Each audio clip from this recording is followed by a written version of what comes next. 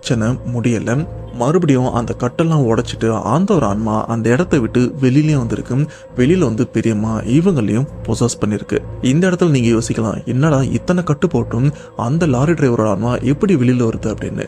அதுக்கு ஒரு ரீசனும் இருக்கு. அது என்னன்றது போக போக உங்களுக்கு கிளியரா புரிய வரும். இப்படி மறுபடியும் அந்த ஒரு பிரச்சனை தலைக்கு மேலும் போயிட்டு இருக்கு. ஒரு லெவலுக்கு அப்புறம் வீட்டில் இருக்கிறவங்களாலே தாங்க முடியல, இந்த பிரச்சனைல இருந்து நம்ம பொண்ணு எப்படி வெளியில கொண்டு வர்றது அப்படின்னு.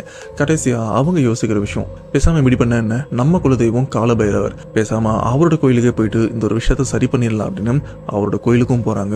அண்ட் அங்கே போனதுக்கு அப்புறம் இந்த பேயை ஓட்டுறதுக்கான நிறைய விஷயங்களும் பண்றாங்க. ஃபைனலா அந்த இடத்துலயும் அந்த ஆன்மாவை டெம்பரரியா ஓட்டிடுறாங்க. அப்படி டெம்பரரியா ஓட்டினதுக்கு அப்புறம் அங்க இருக்கிறவங்க சொல்லிடுறாங்க, பொண்ணுக்கு ஒரு கல்யாணத்தை பண்ணி வைங்க, அதுக்கப்புறம் பிரச்சனை சரியாயிரும் அப்படின்னு. அதுக்கேற்ற மாதிரி அந்த பிரச்சனை தீர்ந்த அந்த இடைப்பட்ட காலத்துல பாத்தீங்கன்னா பெரியம்மா இவங்களுக்கும் ஒரு கல்யாணம் பண்ணிடுறாங்க. அப்படி கல்யாணம் பண்ண கொஞ்ச நாளைக்கு இவங்களுக்கும் எந்த